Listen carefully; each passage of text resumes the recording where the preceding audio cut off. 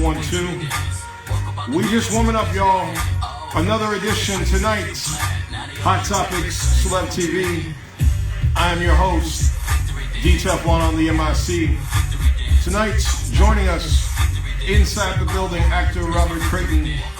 You guys know him from Ballers. You know him from the new show, The Rock. Young Rock, that is. Don't forget, if you missed this podcast, y'all, you can tune in afterwards on YouTube. Go to Hot Topics Radio TV podcast on YouTube, and you can follow the replay on Tuesday nights. Don't forget, each and every Sunday, we bring into you the hottest celebrities from film, television, and entertainment in conversation. I want to thank you guys for joining us tonight for another edition. Welcome to another edition, episode 16 of Hot Topics Celeb TV.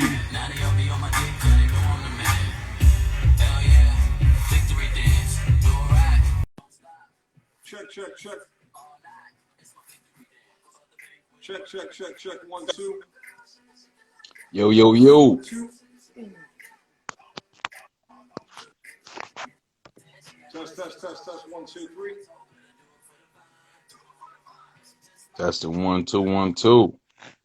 Check, check, check, check, check. 1, 2. Don't forget, y'all, each and every Tuesday night, Hot Topics After Dark, and every Sunday, Hot Topics Celeb TV, actors, producers, directors in conversation. I am your host, DTeflon on the MIC. We doing this in the place to be, y'all, each and every Sunday night. 6 p.m. tonight, we had a little bit of a late start, but we are back, and I want to welcome tonight a special guest, actor Robert Crayton. You're going to get to know him and what he's been up to. I want to welcome you guys for another edition, y'all. Appreciate you having me, bro. How you feeling, man? Check, check, check. Welcome, y'all. Welcome. Robert Crayton, how are you doing, my brother? How are you doing? I'm doing good, man. How you feeling today, man? I'm doing very good, bro. Very good. You know, another day, another dollar, man. Just trying to survive, trying to get through this these crazy times we're living in. How have you been holding up during this lockdown? Man, for me, I'm very blessed to say, like, I haven't really necessarily slowed down, which is a blessing. Like, I've been able to, well, let me go back on that. I've actually had a lot of roles that I've booked, and as soon as I booked them when COVID came in, they got shut down. Like, I found out I booked it Thursday, then I found out I wasn't shooting like Friday. So that was like the weirdest experience I ever had, like, especially with that. So I kind of just thought my thing was going to slow down. Then really what it became is just different projects has just been writing me, and we've been just making ways around it. Like, one of my dudes, we went and did some stuff. We just got in the mountains on some guerrilla style and just started filming. You know what I mean? Like, we just didn't let nothing stop us. We just got out there and started doing it. That was during COVID that happened. Then recently I flew and I was in Australia for like a month and some change, and I was filming Young Rock. So that's what I went to, like, back to back. Like, seemed like I was just going from project to project. So I'm just very blessed that was able to happen and go on, you know what I mean? Stuff like that. Before we get into Young Rock, I want, for the people that are just joining us now, don't forget, each and every Sunday, y'all, Wutang, what's up, bro? Hot Topics Celeb TV. Each and every Sunday now, we bring into you the hottest celebrities in film, television, entertainment, with actors, directors, producers in conversation. And Tuesday nights, 11 p.m. After Dark, the Hot Topics Off the Record with your host. My name is DTeflon on the MIC. You can follow me on my Instagram at DTeflon. Make sure you guys hit the subscribe button in the bio here. If you missed this episode, you want to play a reback, make sure you hit the subscribe button. So what's up, yo? What's poppin', brother? Who are just joining in, who are not yet familiar with your work, tell them a little bit about yourself, where you're from, and how you got started in this business. Okay, I'm from Brooklyn, New York. How I got started in this business, I've been in Marvel projects, Ant-Man, I've been in HBO Ballers, Young Rock, I've been in Wutang. I've been on CBS. I've been on pretty much every network that shows television, except I think USA. I've been on Hulu. I think that's like the only one maybe I haven't been on. I think I had a project that was supposed to be on USA, but actually something happened with the way it was being made. So I think they did an old-fashioned way of doing filming and stuff like that, as far as how it's going to be paid, as far as the money's being placed in escrow and then released as different footage was released and captured. That it released the money, disseminated to the cast. Something wrong with that, and the project was never made. So, how I got into the industry, I was a rap artist first. I used to play football and basketball. My mother's side is the artistic side, the creative side, as far as performing. She introduced me to that when I was a child. I kind of rebelled against that and went to my father's side because it was making me too sophisticated before my time. Basically, she had me, when you're a performer and you're not famous yet, when I was a kid, so you kind of walking around in whatever you're going to perform in. So I was walking around wearing some strange clothes, like looking like a sailor sometime, looking like whatever it is I'm performing. So brothers would be like, yo, what you got on, man? I was like, man, I don't need to do this. Once I found out I'm not supposed to be wearing these clothes, I was like, I need to get up out of this. 'Cause I lived in an urban environment. I lived in the hood pretty much. So, but that's not the only reason I left it alone. It just felt like it was forced for me. Like, I guess like what it was is my mother was an actress. I didn't know that. She gave it up when I was born, I guess, basically. And kind of lived through it through me, I guess, like making sure she exposed me to different things that are beside the rough neighborhood that I grew up in, which is Brownsville, New York. So how I got into entertainment, which is crazy, like I ended up visiting the South, and I'm from New York, but half of my family's from the South, other half is from New York. And I just happen to be born in New York, but they originate from the South. So yeah, yeah. So they just I was born up there. So I actually happened to be visiting the South. And as a rap artist, the first thing I used to get paid for, I used to do these rap battles. So I went, looked online, and I was looking for rap battles to make money because I don't care where I go, I'm trying to use opportunities to take myself further. That's the way I think of it. You know what I mean? No matter, even though I don't need to, this is what I'm going to do. No, So I man, looked on that's a the point. search engine. You need to use every tool to your ability. Just Exactly. because in the industry, they're always trying to put up walls, and you have to figure out always a way to navigate around those walls. And the more Yeah. tools you have in your arsenal, the better way in the sense where it's like, even though they may want to say no, you Yeah. can't deny talent, as I've always believed. The more you get to the Exactly. table, the better in the sense, number one, opportunities, because you always have something, even when there's a wall in front of you, you always have something to fall back on. Exactly. That is the exact point that I tell people, because basically what it comes down to is all you have to do to be successful is justify why we should pay you. If you have that justification on your resume within your skill set, there's no way for you not to be chosen. If they're looking for this one particular thing and you have some of the characteristics of it, all you have to do is justify why should we pay you. If they can look in your resume and answer that question, it's a done deal. So it's not really as hard as what people think it is to break into the industry. It's just about what do you do when no one's looking at you? Are you a person that's proactive or are you a person that's reactive? Like agents are a reactive state. Basically, a breakdown comes out, then they start to move and shake upon that. And there's nothing wrong with that, but that's not the same as being proactive.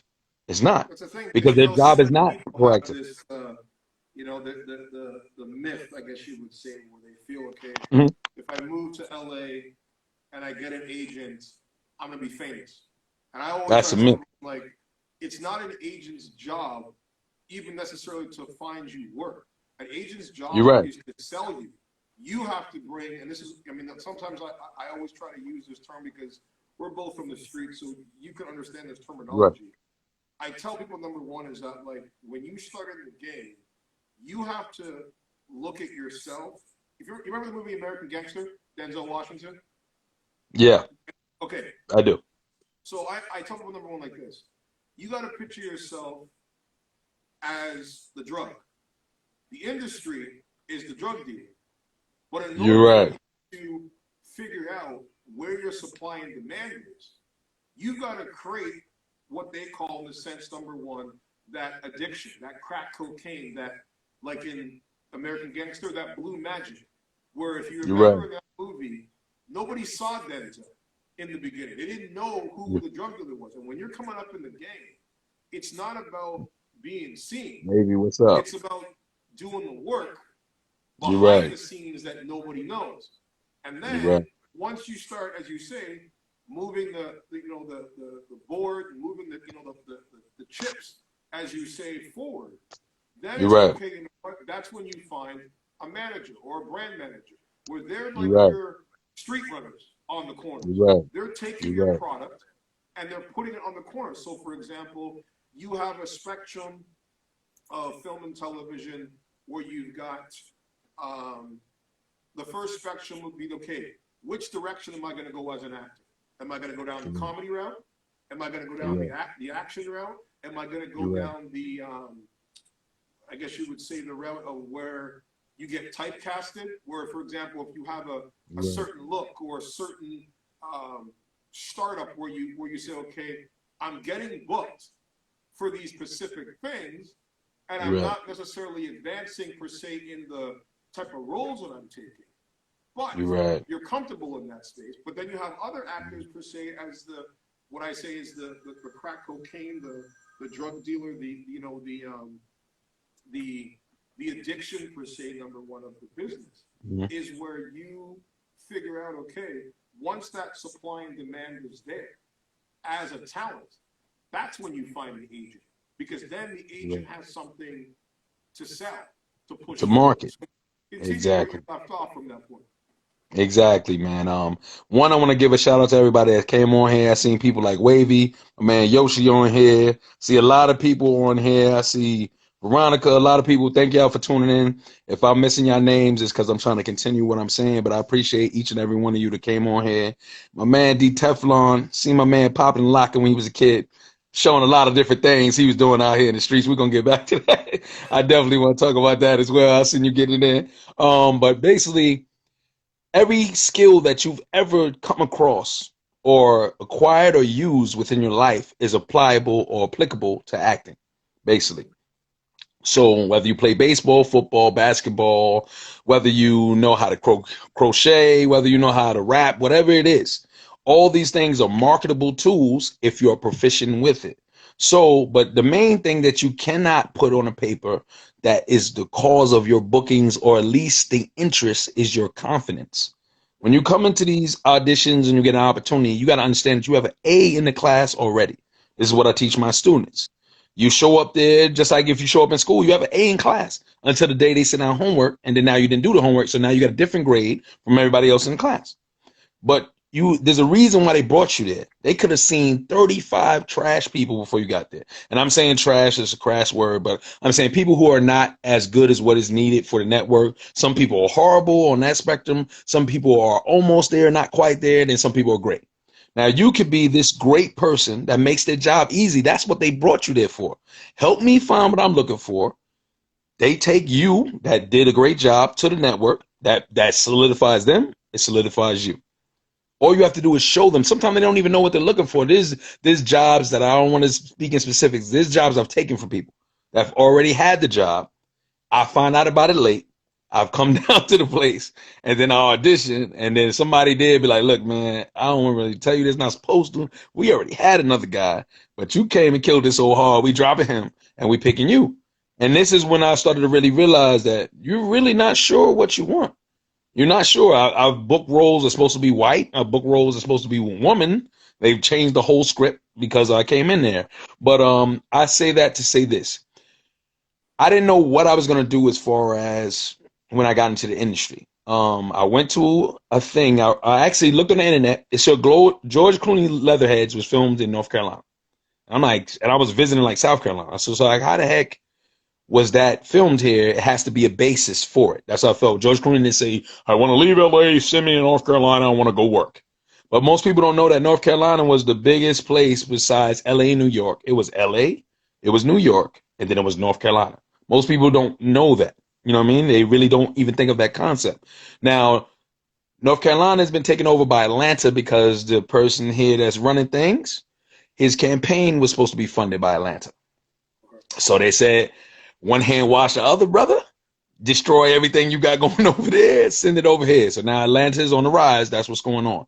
But back to the story. I found this thing on the internet that said it was looking for like people to be a star on this TV show. So I sent this lady my resume, and she basically said, "Oh, I'm sorry, I can't use you because you're in SAG." I'm like, "What the heck is that?" Like, I didn't even know what it was. I was like, "What is that?" So he was like, "The Screen Actors Guild." I said, I'm not in that. She said, oh, you're not? Why they let you on TV anymore? I said, because I rap, I play basketball, and I play football. They let all three on TV. That's why I'm on TV so much. So she said, oh, okay, we'll use you. You can play a robber or something today. So I guess it was like a day player's role she gave me. Yep. My homeboy told me, yo, yeah, you're a day character, so the day player. So my homeboy was like, look, this is what you do, man. You put your picture on back of a piece of paper, and you got your name and stuff on it. You give it to them, and that's how they choose you. Like I really wasn't at that full degree of it, even though I started it as a child, but I was more like performing at different things. So I went there.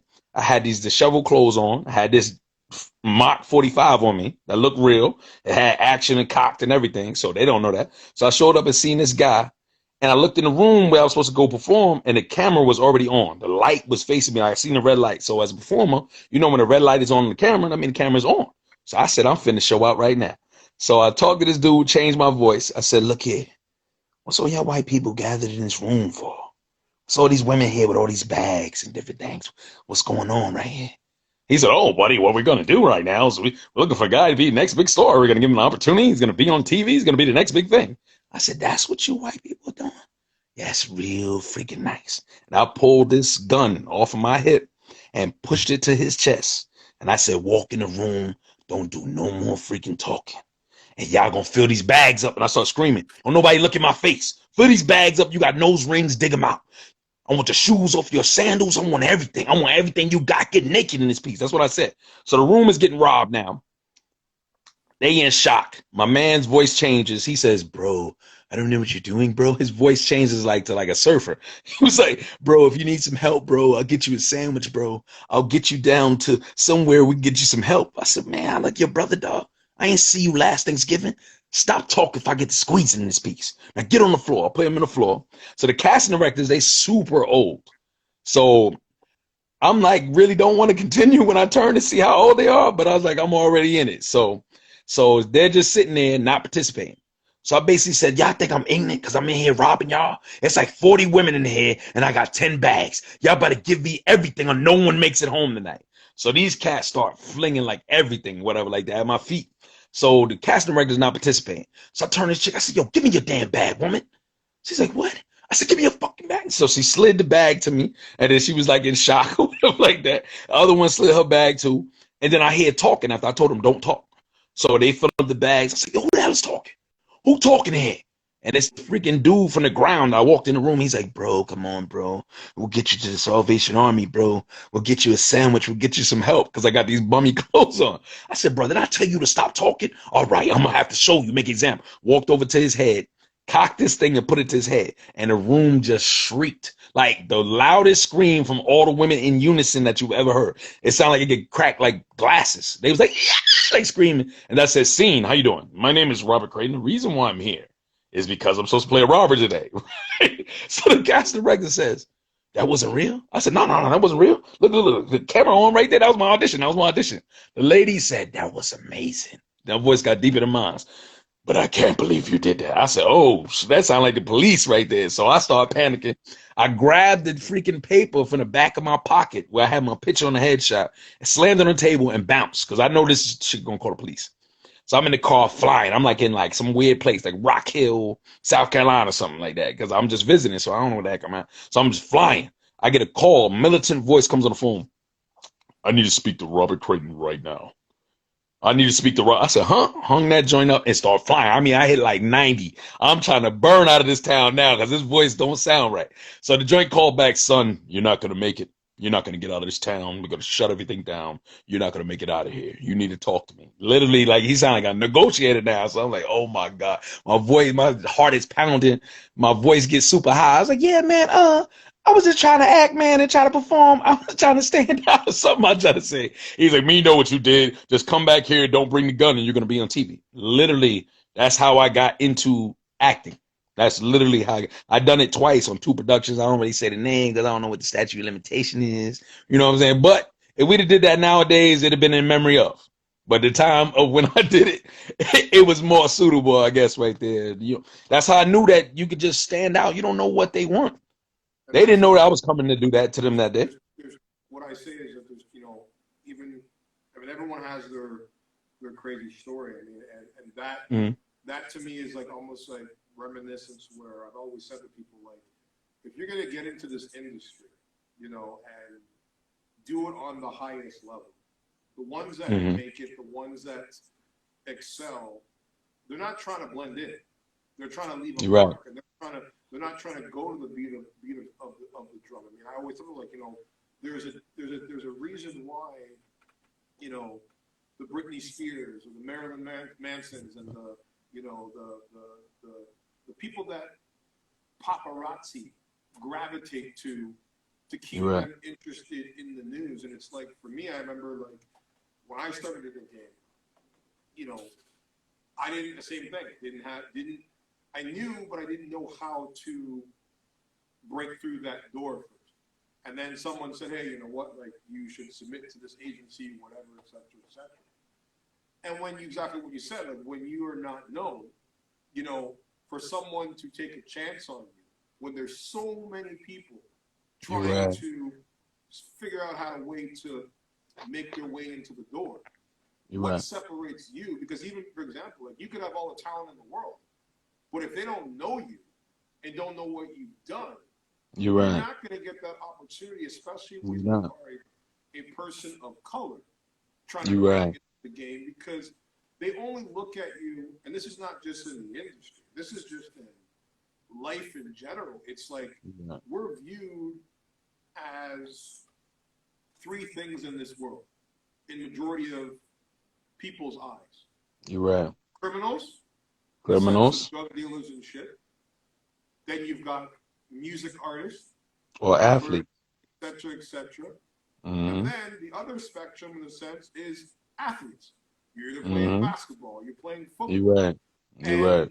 You know, and as you said, in order to get those opportunities, per se, as a black performer, to sort of break into the acting world, it's all a spectrum where you've got to use either coming from an artist background as a musician, and then you've got to, or use the sense coming as an athlete. Like, for example, when you look at The Rock, who started off as a professional athlete, and when he first came into, you know, the world of film and television, you know, he already had the performer in him, but that was years of working at that craft and being humiliated and being disappointed, and then as an athlete, as a wrestler, trying to change the stereotype, per se, number one, of, because of course, like, when you're an athlete and you're muscular and whatever, and the people that have in the past, they always expect you to be an action hero. That's just what it's going to be, and then you get typecast, and you got to figure out a way to say, okay, you know what, like, how do I break forward from them not to see me as just this guy for this role? And if you're a rapper, in the sense, number one, like, trying to push the shuffleboard along, it's like, okay, how am I not, even though, for example, you could have all these layers as an actor and stuff like that, because you know damn well, like, on the street, it's like acting, because you gotta play that game to stay alive, to stay survival. You're right. You gotta use those survival modes, even in the industry, because it's like the industry can give you everything, but it can chew everything up around you. It spits you out. Yes, you get it. And you're right. Like, you are using the platform, per se, as an artist. It's like, for example, like, I could have all these layers as a, you know, that I know that, okay, what I can bring to the table as an actor. When you look at Tupac, for example, you're right. You know, people didn't start giving Tupac that respect as an actor until Juice. But he had already been doing other roles, but it was like, you know, when they weren't trying to see Tupac in a, you know, poetic justice with Janet Jackson of this love interest. They want to see, they want to bring the street life to the big screen. So he had to figure out a way for himself, okay, you know what, like, when you start seeing, you know, even, for example, in that role of Juice, yes, he was known as a gangster hip-hop artist. But that film and how he portrayed Bishop, it was straight up drama. Like it was It straight was. up levels in the sense of It was layers showing to his it. depth as an actor in the sense of Yes. the sophistication, the You're mindset right. in the sense, number one, Calculation. the ability. He had some comedy in there. He had Yeah, he some did. crazy in there. And Yeah, he that's when some did. people started saying, okay, like I can break this guy down into You're different right. layers to open up You're right. that door. So for you, in the sense, number one, like, how did you, like, when you first started to push that needle, what were you being more, in a sense, casted for when you first started?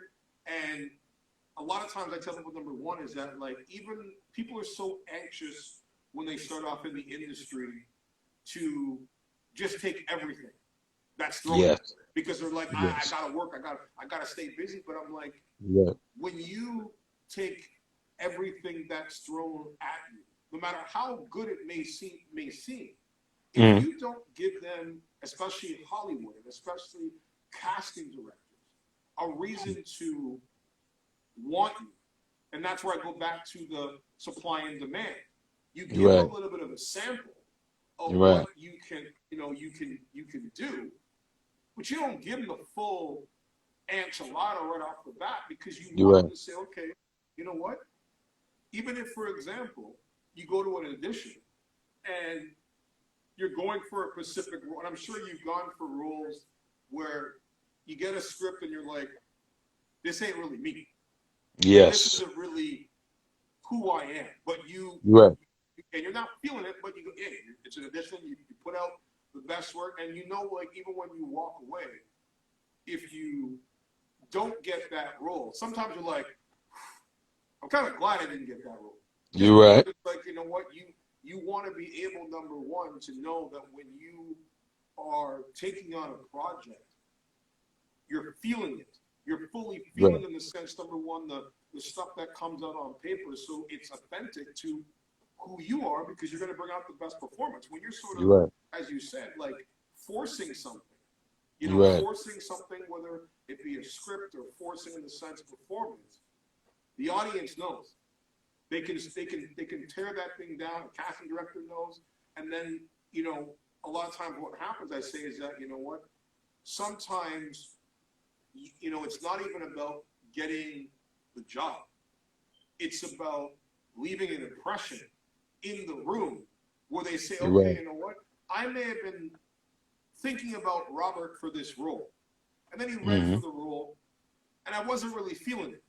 But You're right. something he showed me said, wait a minute, I have another character, You're maybe right. not for this project, but You're for a right. different project in the works, that you're like, okay, you leave that imprint, you leave that You're mark right.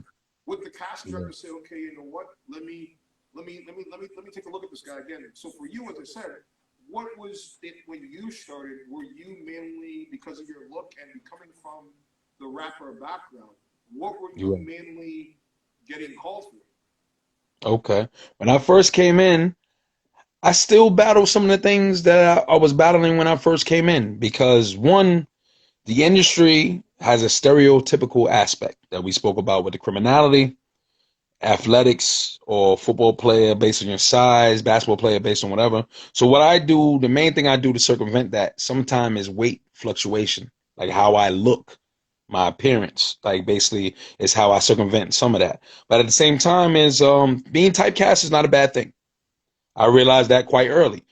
Because I am typecast quite frequently, I work all the time where most people don't work because they actually don't really have a type. Some people, like, I think sometimes your type is the same as your essence, and sometimes it could be different.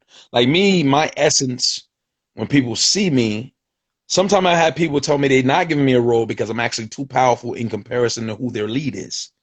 So my role doesn't match supporting. My presence seems too powerful on camera. I've gotten that before. That's almost like the same thing, job equivalent of you're overqualified, I guess. Will be the same type of thing. But Hold that what I thought. normally try to Guys, do we're jumping. is Hold that thought for a second. Guys, all we're right. all jumping in. I want to welcome you guys to another edition of Hot Topics Celeb TV in conversation with actor Robert Crayton. Don't forget, if you guys have a question, you can drop it below in the comments. We will try to answer it towards the end of the podcast. Don't forget, if you missed this episode from the beginning, Go into the bio right now on this page, click in the link and click subscribe, and you can watch the full podcast afterwards and on replay. Continue, brother. That's what it is. So basically what I try to do is in my auditions, because I know that I'm typecast, I give them something that I'm not supposed to. This is just my theory. I do a lot of things because I am a nonconformist, meaning I'm like that, and I go against every single thing that the industry is supposed to be. Meaning like this. You know how they say don't send unsolicited material? I do that frequently, all the time. Because I know if you look at my stuff, what I've sent you, there's no way you can just turn away from it.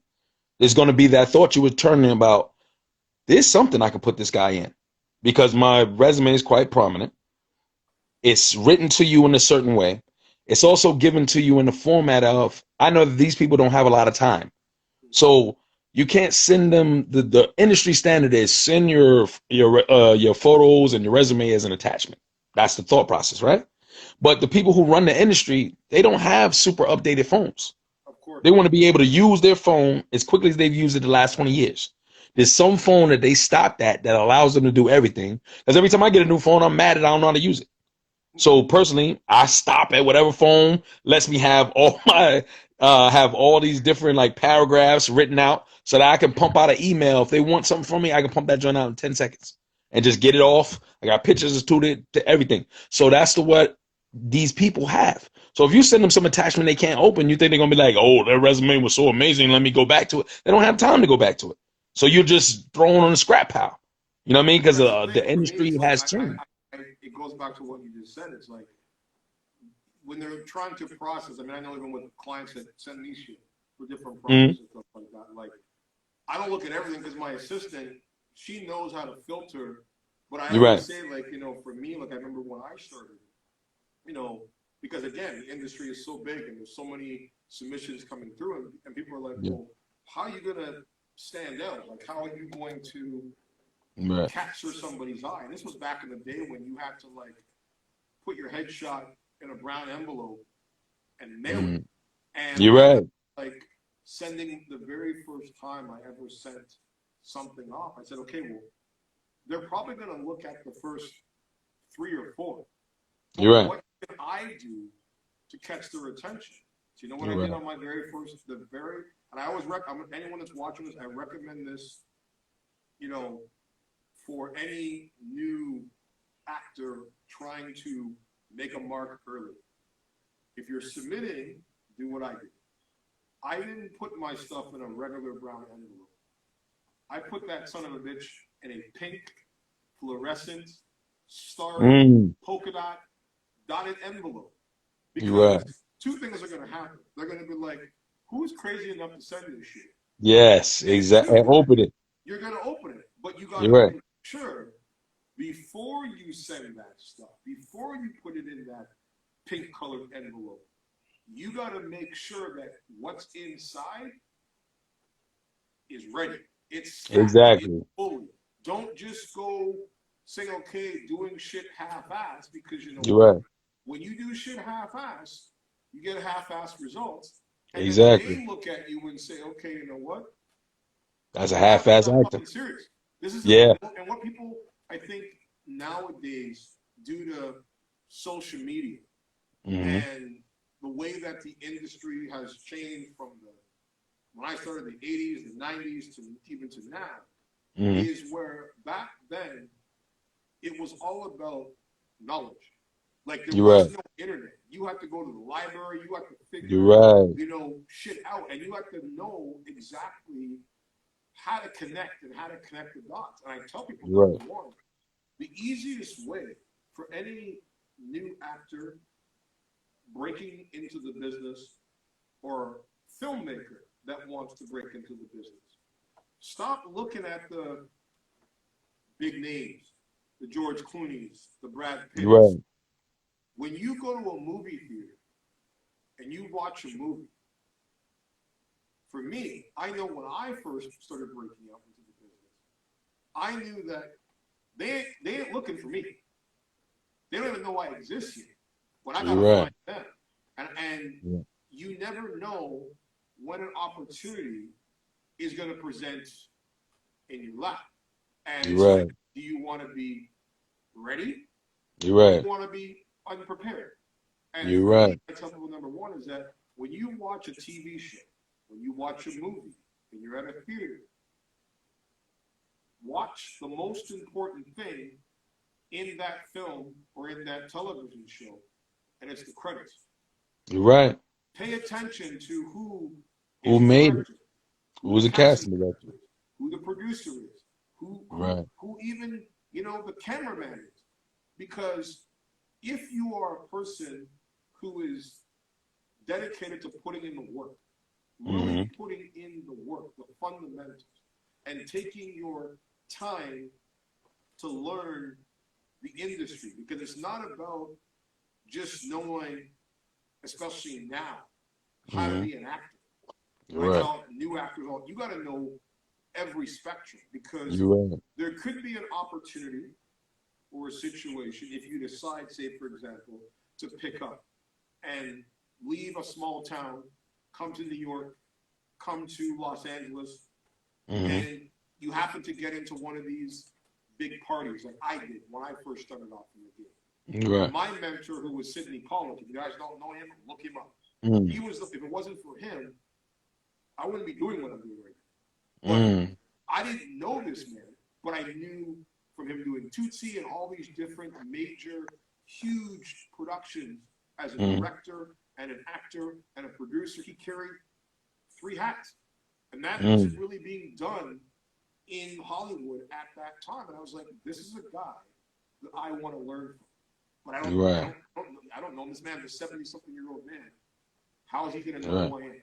So eventually, when I made my way to Los Angeles, I said, I'm going to figure out what party is popping, and I'm going to inject myself in that party.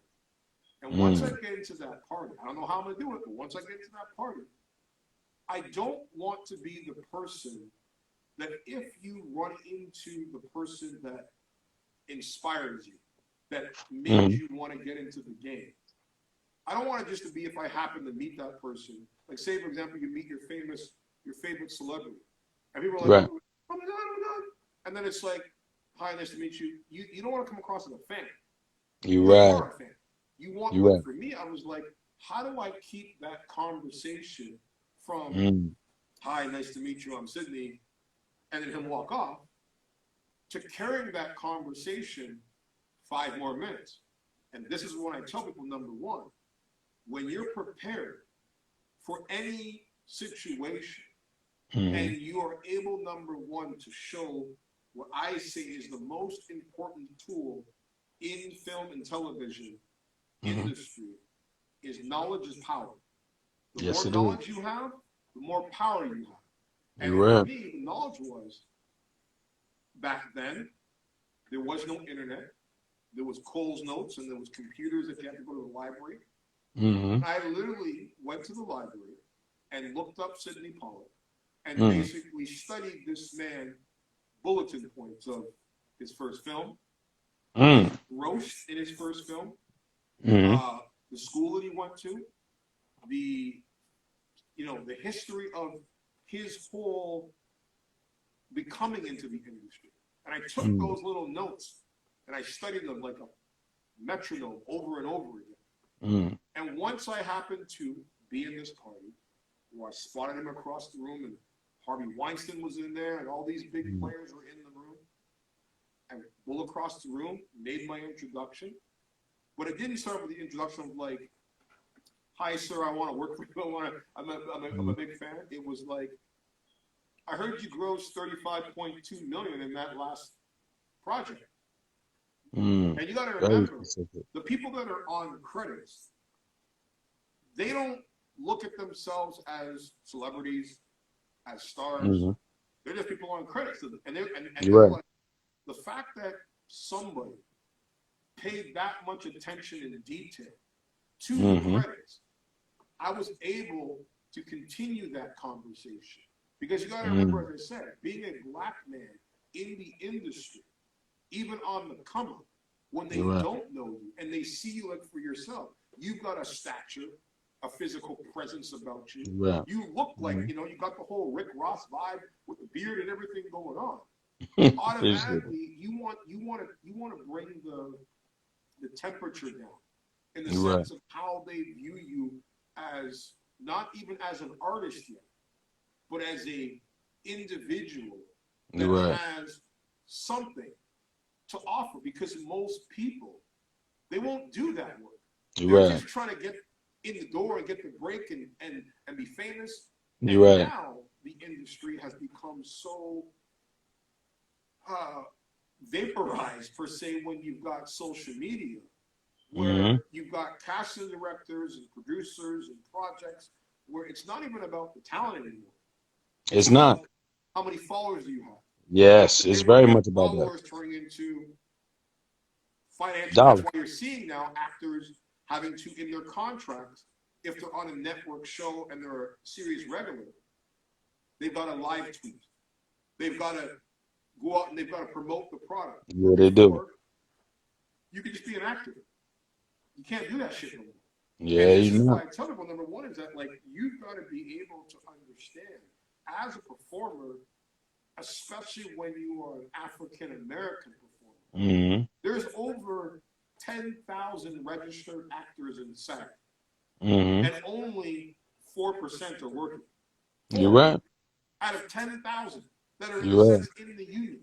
So this is why I tell people, number one is that if you want to be able, number one, to push that needle and have longevity, look at guys like Taye Diggs. When you think of Taye Diggs, as you say, for yourself, you're always working, just like me, because it's like, you know what? I don't put my eggs in the one basket. I've always got to be constantly moving. Exactly. Because, as I said, knowledge is power. But you also have to have layers, where you look at a guy like Taye Diggs, where he can play the love interest, but Taye Diggs keeps working because he takes everything in the sense where he's like, okay, you want me to play gay? I'll play gay, because he's comfortable in who he is. And he is a natural performer, as from a theater background, where you've got guys that just show up to work, get a script, read the script, and then say, okay, I'm going to do this job and hope to move on to the next one. It's like, and they get one job, and they feel, okay, well, I've made it because I've got that one gig. You're right. Like, once you have that one gig, you should always be thinking about the next gig. You're right. That you're stuck in right now. So for you, I know, like, you started off doing, as you say, as a rapper, and myself, who used to work for BET, and I remember, you know, you winning competitions in a sense on 106 in Park. Yeah. Did you feel that helped elevate you in the sense to being recognized in the business to open more doors, or was that considered a hindrance because they're like, oh, there's some fucking rapper? Well, for me, what it was is when I did that, what it made me more so is like a beacon, like for others. Like, because main thing is me, I don't just try to think about this thing as just me. Well, you know what I mean? Even though in a sense it is, any God-given talent you're given to navigate this earth with. So you either use it or you lose it. But the thing is, if you don't water it by being humble, then obviously all works without God is dead.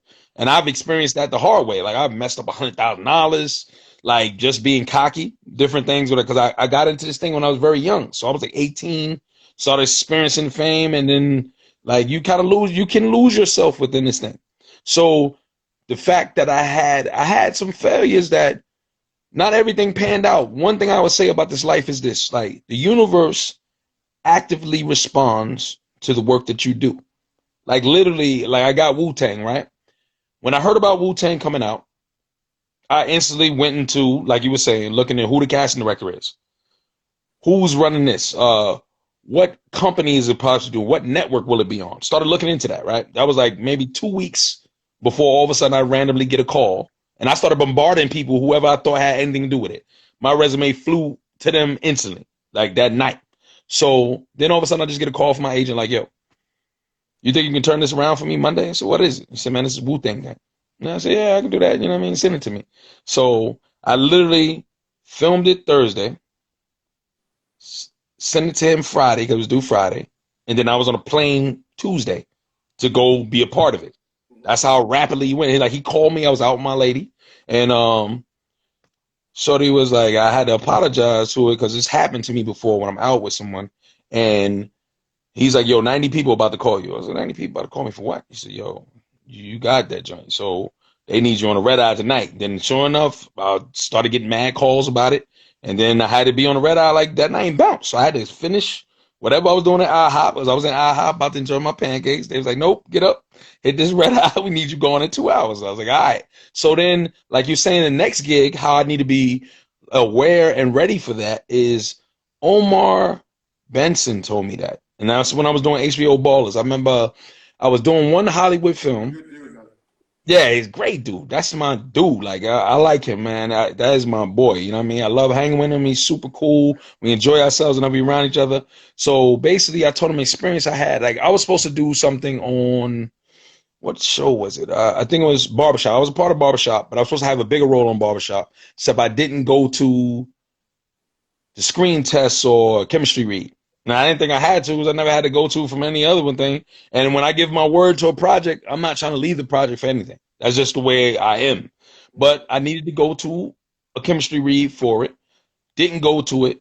I didn't really have an idea of how important it was because I killed my audition. Normally when I kill an audition, the part is mine. So, but that wasn't the case. I needed to go meet with Ice Cube. I needed to be down there. I didn't go.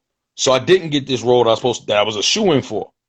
So I told him about it. He said, yo, bro, like, I don't care. If you already got one project, you're going to have to make that project wait and go get whatever it is the next one.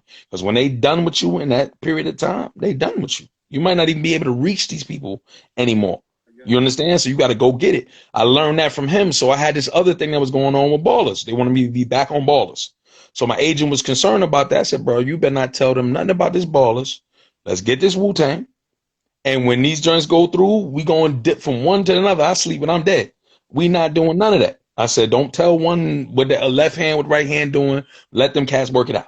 Basically, that's what they end up doing. So basically, whenever I finished filming Wutang, I was in the car to go to Ballers. When I finished Ballers, I was in the car, go back to Wutang. That's what was going on I had to keep doing that because you have to really take your opportunities seriously. You can honestly lose opportunities trying to be professional.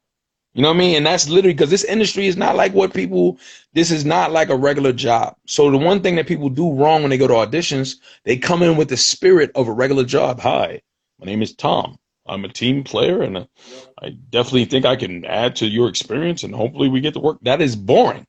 That doesn't make a mark. No one wants to hear that crap. No one cares about Tom. So now they're like, yo, I'm not working with Tom. Tom boring as hell. This movie got to be live. I can't use Tom. So usually when I come into an audition, I look at when I used to go in person. If I got to be around you in person, it was a wrap because you're going to tell me what I need to do, not without you knowing it to get this role. So I remember I went and did this role for Marlon Campbell. And this is Tyler Perry's cousin. So went down to this thing. I was supposed to play a football player. This movie was never made. And I was supposed to get a ton of money for it. So I'm kind of sad about it. But it never was made. So I go down there. And I come there. He was like, yo, man, I wasn't prepared for you to come here today. We don't even have a script for you. I said, well, what do I need a script for? He's like, what you mean? Brother, I don't have your lines. I don't have your script. We got other people's script. We ain't got yours. I said, so? Dude's supposed to be dyslexic. He a football player. Let's get it. You know what I mean? So he's like, you want to do it without no script? I said, hell yeah. So basically, he just fed me another person's type of line, and I just said whatever came to my mind. Now, when he shows me the script, because eventually after I'm done auditioning, somebody brings it. He said, yo, look at this right here. Showed it to me. He said, everything you said is exactly what's in the script. So this cat went screaming through the building like, yo, this is how you audition. This cat, Robert Crayton, this is how you handle your business. Y'all cats ain't gonna get the role. So the other dude, this other guy shows up like, yeah, I was supposed to do that role. He said, man, look at you and look at him. Do you look like Robert Crayton? This is the size you need to be. You know what he did in there? He did it with no script. You think you can do it with no script? No, you can't. And like really, it was embarrassing what he was saying, but he was just excited that somebody came with enough like bravado about themselves to go ahead without the script. Most people will be like, nah, I'll wait for the script. I'll do it next time. None of that. I just go for what I know in everything, you know what I mean? And how you can convey that you don't want to be put in a box is you got to give them elements that you can never be placed in a box. And a lot of times I cause other actors when I'm next to them to really mess up. You know what I mean? Because I make the thing mine. To me, acting and performing is more like rapping to me than it is probably acting. Because most people go about it as they try to become what they think people want them to see. But acting is more in truth than that. You know what I mean? It's not about what you become. It's about who are you in this situation. Your mother just got killed and murdered for somebody. What would you do? I would snap. That's my personality. So I'm going to become that. I'm not going to try to become the guy who plots out and he sits and he's sad and he's mad at the same time, and all this stuff that's outside of yourself is internal, how you respond. You know what I mean? So I really just really try to think cognitively that the concept is this: Denzel Washington, me and yourself. What's the difference between us and him? There really is no difference other than he had the opportunity to become Denzel Washington, and he maximized it. So what I think of myself is this. When we get another Denzel, and I always think number one is that like we shouldn't be looking for another Denzel. Denzel is Denzel. He's done what he's done. You Yes. Your lane, and you got to figure out how if you can take inspiration from Denzel You're right. and what he's done in his career, great. But there's never going to be another Denzel. There's never going to be another Morgan. It's not. Exactly. There's exactly. Going to be one you, and that's the problem. Is that like when people are constantly trying to compare and use that as a comparison, where like it's like the business doesn't move forward, like it stays stifled, and you gotta put your own stamp, because you know what, people think in this business, you got a lifetime to make. You don't. You do not. You got a shelf life. You definitely don't. You have a shelf life, and especially in the sense, number one, where like for example, I see so many actors, that have. And this is where like for example, it's always a big myth that people who are not in the business don't seem to understand. Where they're like, if an actor, is on a really, really, really great show, and he's been on that show for like 7 years. So let's just say, for example, let's take Jaleel White, Steve Urkel, Family Matters. He was on that show from a kid, grew up, became an older, in the sense, number one guy, still looks the same. Yeah. But people think, okay, well, after you've been on a show that's that successful, when the show's done, all these offers are going to be waiting for you because you've been on. And it's not.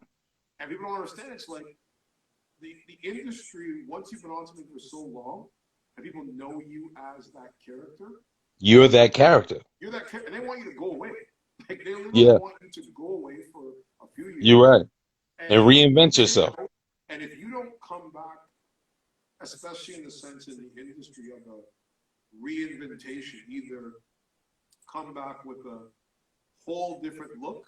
You're right. Or a whole different build. You're right. A whole different, in a sense, approach to the roles that you're going to take.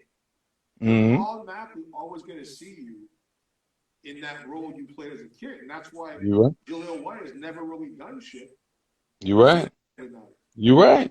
Like, for example, another character like that is Screech. Exactly. Same thing. And even, for example, like my mentor and friend, Kiefer Sutherland, legitimately one of the biggest actors in the world. You're right. There was a time when, after, like, for example, when Kiefer shot Lost Boys, which is a classic icon film, and he had all of these offers at the time as a young actor, Stand By Me, and all these different roles.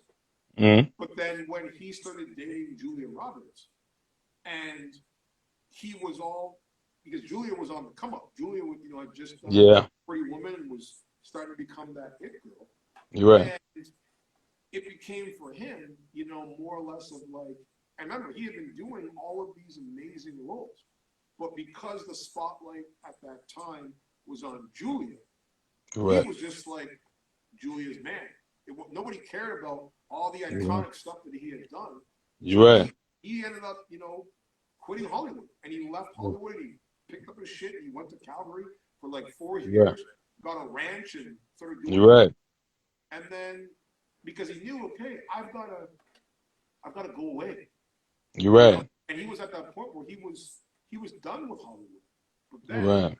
fast forward 24, this opportunity for this show that You're right. legitimately, I mean, doesn't matter what he's done.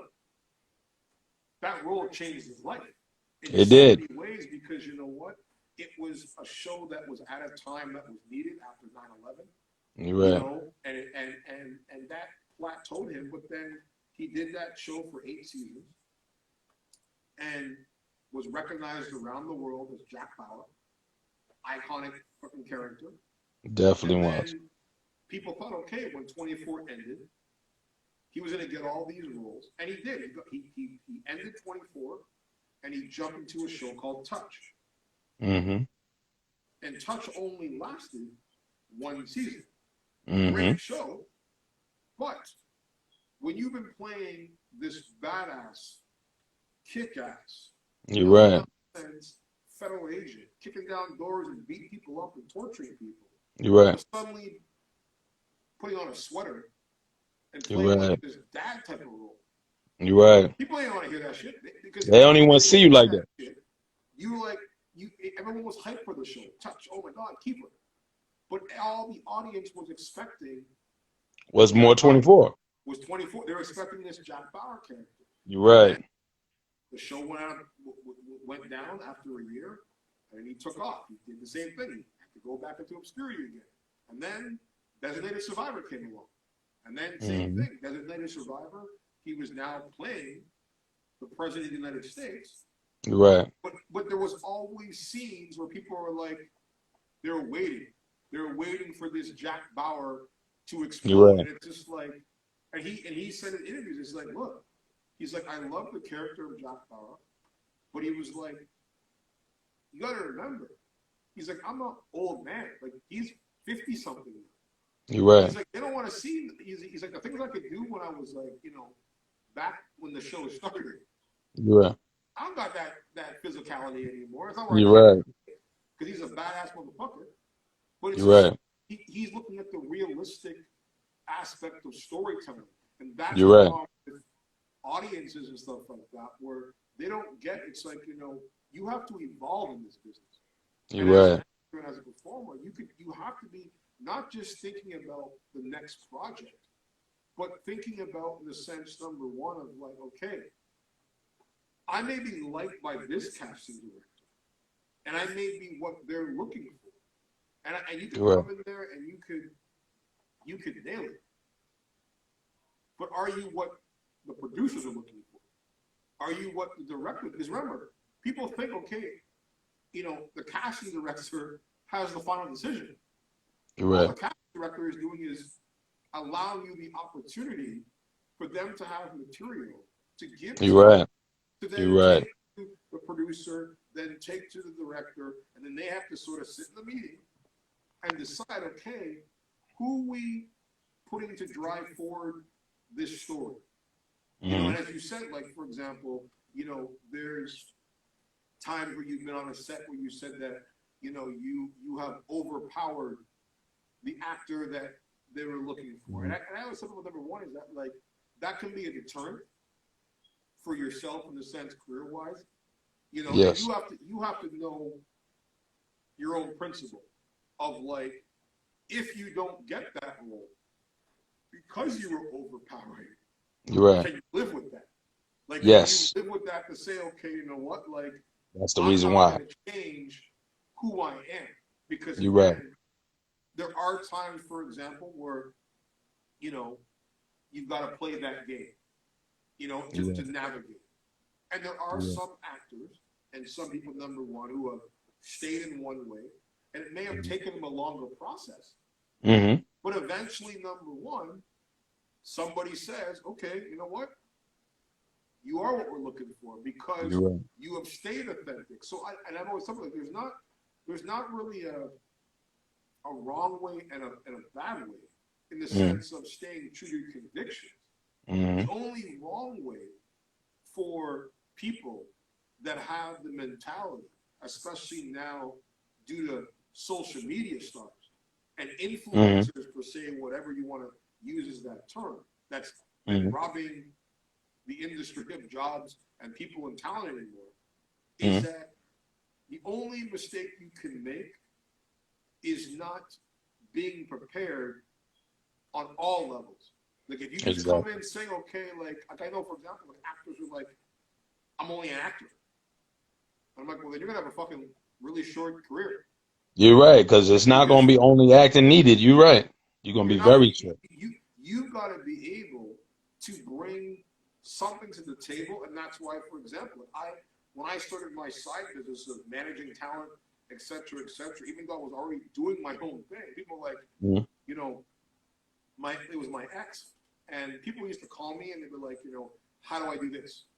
How do I break into this? How do I meet this person? How do I connect with that person? And how do I move up the ladder? And for me, coming from an era where it was paid it forward, I always believed in paying it forward. But then you realize as time goes on, and I posted this in my story today, I wish I had an invoice that I could present people for wasting my fucking time. There's so many people that you could give them the knowledge. You could give them they will not do nothing with it. Necessary for them to be successful. But they are always doing what you see now in the industry, which is the biggest mistake ever, is they're looking at the next person. What that next guy's doing, what that next performer's doing. Oh, look at that person's followers and look at that person's likes. And it's just like, worry about your own shit. Worry about perfecting your own craft and making sure that, number one, because remember, I know talent that they're not even on social media. You're right. They're working nonstop. And You're right. People that have millions of followers can't even rub two nickels together. Exactly. Because they're more concerned with likes and followers. You're right. Doing the work. They don't have no substance behind it. Look, the one thing I can definitely say, just definitely to your point, there's been a couple of dudes that I put literally in films with me. Now, because they didn't have the training, they're not where I am and stuff like that, the producer might not want to pay them, right? But it's still an opportunity, because what it is for actors, it's not always about getting paid. For you to be an actor, you got to have footage. They don't care what's written on your resume. That's a piece of paper. I need to see and touch what this guy does for me to call the network, put my neck on the line saying, I'm picking him. Let's go through his stuff. It takes about a week to get chosen for it to go through the networks. You know what I mean? You don't even know you booked it. Sometimes, a lot of times after I film something, they call my agent and say, we love what he did off rip. So I'm different from most people. Because most time people hold a poker face, they don't tell you nothing. But I get told right after I do an audition, like 15 minutes later, I get a call. My agent be like, yo, you killed that joint. They sending your joint up the chain. That's what happens to me every time I've done stuff of late. Also, I get called by casting directors. I don't always get called by agents or managers for anything. Like usually this relationships out forms. My biggest fear in this industry and anything for me in life is not to be a has-been, it's to be a never was. And that goes to preparation. That goes to opportunity and what you're going to do. Some people, no matter what you do for them, they don't really want it as much as they say they want it. They can say, I want to be an actor, I want to be a great person, I want to be a producer, I want to be a rapper, I want to be a skater, I want to be an Olympic athlete. You give them the tools to be an Olympic athlete. Once they decide and decipher how much work is entailed, they don't really want it. Plus, there's people who are paralyzed by fear. Their fear of, if I get it, am I going to fail? Am I going to be good? Do I look stupid? I don't know. People have so much thoughts that come from other people that they're not allowed or not able to find it or ascertain their own success. Because most people want to blend in. They don't want to stand out. To be an actor, you got to recognize that I'm different. You got to be accepting of that. You're different. Could be in good ways, could be in bad ways. I accept that I'm different from most people. I don't think like most men. I don't think like all men. Some men, I have some things we fall in line with. Sometimes we differ greatly. But I accept that. You know what I mean? And because I accept that I'm unique. Like you as a person, the biggest actor in the world could not come and play DTeflon. He can't come play you. The biggest actor in the world couldn't come play me. No one can do you better than you can. That's why people need to understand the power they have when it comes to this business. Like me, I literally go to sets and I make a decision by what I read, what type of character I am, the mood of it. It's more like the same thing happens to me when I rap, is that the song tells me the mood. It tells me the sound of my voice that I'm going to use. It tells me the story of my character I'm now portraying. That's the same thing when I do acting. Like, I think the magic, some people are, I gave you a script, they can perform it, they're efficient. That's what they are. Me, I'm not just a script. Like, I literally improv. Like, I've done whole movies that are improv. They be like, Rob, I don't care what we got written on the page. Scratch Rob part, Rob, do whatever you want. And I literally do that at networks. My friends that are in the industry, they make fun of me and call me ad-lib, because they know I'm finna do something that has nothing to do with the script. And they allow me to do it. Like, scripties kind of have come to me and said, this is what you're supposed to be saying. And I'll be like, okay. And the director would cut her off like, yo, don't listen to what she's saying, Rob, give me that hotness. And I just say some stuff and they just let it rock. It's because I'm confident enough to be off book. Because sometimes stuff is written, like you said, it's not for you. It's not written for you. Like, some people have experience of what they think the area expertise they're writing about, but they never experienced it. That's the difference between book smarts. Have you ever taken, as you said, ad-lib, have you ever gone off script? And I mean, because some people, number one, for example, like when it comes to you know, can feel disrespected by them. And no, I've actually never had anyone feel disrespected by it. Actually, they usually like thank me for my take on it, okay. And because I do it in a way where normally it comes at the end. Sometimes I place it within the middle if it makes sense. Because one, your ad lib has to make sense. So I make it more so, what would the character say? So since it's not really just me just throwing in me, like I gotta have, like what I love is like Christopher Walken is a student of dance, right? This is why every time he does a film, there's dancing in it. That dancing is not part of whatever he's doing. He's getting it in there to let people know that this is what I come from. I want to give a reference to it. So in my own way, sometimes I feel that energy. Yeah. So in my own way, I feel that same type of energy sometimes. So I just give it to him. And then when I give it to them, they be like, yo, what the heck did that come from? They looking for it in the script. I'm like, yeah, that's mine. So they be like, yo, use that joint again. Did y'all get that? And we run it again. There's never a disrespect because I respect what they've done and what they're giving me. And what they're giving me, the script to me is parentheses. And I feel it's my job as an actor to fill the parentheses up in between. Sometimes the script doesn't do that. Sometimes I've had scenes where it's like left open-ended when we stop talking. Like it'll say something, yo, they coming. What we gonna do about it? And then you see how it paused and there was nothing? Where the hell is the answer to that question? We just said, yo, they coming. What we gonna do about it? And then it says, no more talking. That makes no sense. So I say some joint like, yo, we got to get up out of here. Look, gather all the stuff. Let's move. And I say something like that. And they're like, yo, we love that. Keep that. Keep that. It's because what you're saying is not finished. Yeah. So because you think about it, you pumping it out. You got it. There's going to be typos. And I've received scripts that have typos in it. Is some of it you missed a word, it could be missing something. I just put something on it. That's just what it is. Because I think the magic is in between the words sometimes. Sometimes it's a face. It's the way the person has delivered it. It's whatever they put on it. It's their spin they put at the end. It could be raising an eyebrow like The Rock does. It could be anything. But it's not just the script. Do you feel in the sense, like, the question I want to ask you is that, like, two-part question. What did you find, or what do you find harder to prepare for? As a battle rapper or as an actor? And as you being Mr. Adlib, is that due to the fact that, number one, being a battle rapper, having to be quick on your feet with delivery to finish the end line, do you use that same, do you feel that that's the approach you use in the sense of why you become, as you say, Mr. Adlib? Like, or do you feel that if you weren't a battle rapper, would you apply, would your approach to the acting be the same? See, and I'm glad you asked me that question. I'm gonna be honest, I don't find either one of them to be difficult at all. And I've actually done stand-up comedy before as well. I think they're all related. Because the way my mind functions as a rapper, all of it is easy. I really don't even read scripts. Like one thing about me that people probably don't know is I memorize everything I see and hear. So you know the concept that you have exists like say this for you like you're saying it for the first time. I am the extreme version of that because I don't even read the script. I get on set, they hand me the sides of the script, and I read it then. Literally. It makes me nervous, but it's like a way for me to challenge myself. Because if not, I will be bored probably. Because I memorize, I think when you memorize things for weeks and for weeks, or you have a large window of time before you do an audition, you make some type of choice. In that choice, it could be correct or it could be absolutely wrong for what you're about to do, right? Because now it's not, you're not saying it for the first time. You're saying what you rehearse. Say somebody throw you a curveball in it and throws you off. Now you're stammering and stuttering on camera.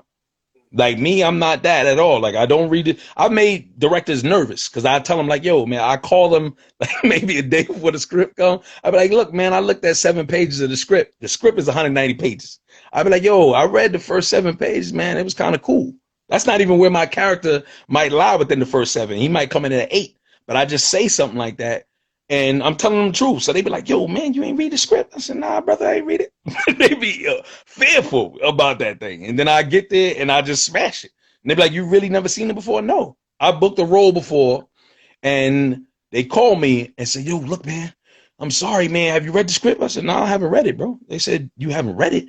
We filming tomorrow. We don't even, there's no way to get you prepared. I said, brother, look, calm down. I memorize what I see in here. When I get there, hand it to me. Knock it out. It'll take me a couple minutes. They was like amazed. And I did that. And then that's what causes other people to call me and contact me. Because I'm more prepared than a person that had the script for 20 days. Because my mentality is that. So for me, I'm just freestyling. Like literally, that's what I feel like. And that entails, like, say if the script is written a certain way, it could be me changing a word in it and it makes it mine. So the thought process is I'm saying it, not that someone written it for me. So that's the difference between what it is. I don't find any form of performing hard at all. You know what I mean? Like it's hard for me when people are dropping their lines because I don't drop lines. So it's hard for me when you on the like 12 take and be like, brother, we need to get this right because I'm tired, my feet hurt. We've been standing up here. You just keep dropping these lines. I need you to get this right, brother. But my first attitude when I was less mature than what I am now in performing, my thing is when I see a Hollywood dude, I'm finna drown you. That's what I used to think in my mind. I'm like, look, I'm gonna let you know today, I'm finna drown. But that doesn't get you anywhere. So what I've learned to do is instead of being that, because that's the competitive nature. You were supposed to be this big thing. I'm about to show you. You better be on your P's and Q's today because you finna get burnt today. But I've learned to now do is what I try to do is if I notice they're not hitting it, I try to give them a signal or something they can pick up on because like it's a volley between you and that other person on camera. We trying to bounce it back between us. Remember, it's a dance. You know, Yeah, it one is. person's got to lead and one person's got to Exactly. hold. And a lot of times, I mean, for example, as I said, like, but you know, a lot of actors who get into that zone, you know, they seem to forget that, like, even though yes, there's 2 people in that scene who are sharing that dance, but they're not the only one in the ball. You know, Exactly. you've got to remember that number one is that like what you're doing has to be and this is why like you know like I don't recommend per se number one not you know fully reading it through a script. You have to also make sure number one that not only just knowing your lines but knowing the other person's lines and then knowing Exactly. everybody's lines because Exactly. you got to remember certain people who don't know this is that like things aren't always shot in sequence. Like Yes. there's sometimes things are shot at the beginning, then they go right to the end, and then they go Yep. right to the middle, then they do a little bit of the end, Yeah. Did they go back to the beginning? Yep. the beginning again. So it's like if you're not in continuity with knowing, as I said, everybody else's stuff, you could bring yes number one this great performance in your scenes, but You're to right. me, it's not about per se number one of you know. Of course, there's certain characters that we all watch on TV You're right. that certain actors stand out more than others. You're right. Like for example, I'll give you a show, and if you haven't seen it, it is legitimately the best series I've ever seen in my life. And I recommend anyone who's binging right now to look up a show on Netflix called Wentworth. This Called what? show it's called Wentworth. Mm. And it is it's shot in Australia and overseas. And this show was mainly an all-female cast. It's almost like Orange is the New Black, but 10,000 times better. And the level of acting on that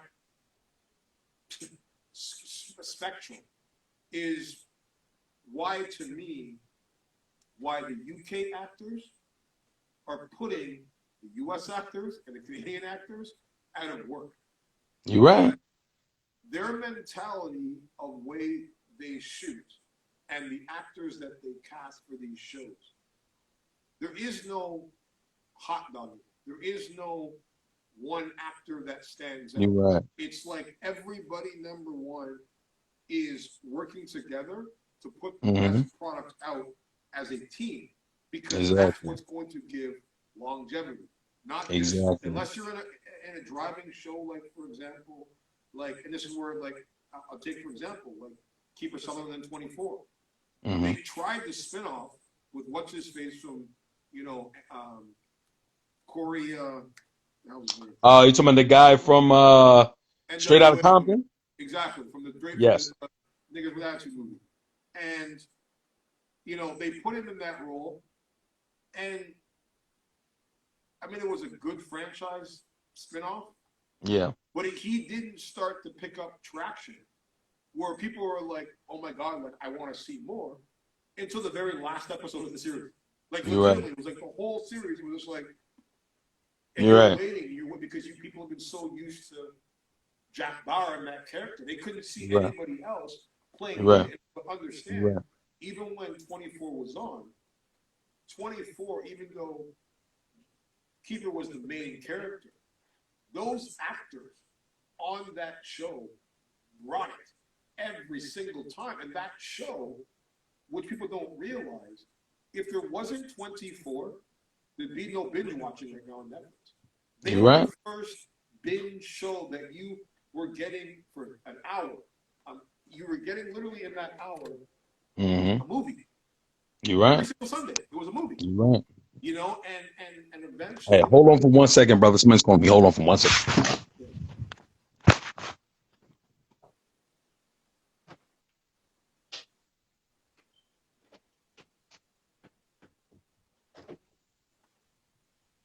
Don't forget, guys, each and every Sunday, we are here, Hot Topics Radio TV.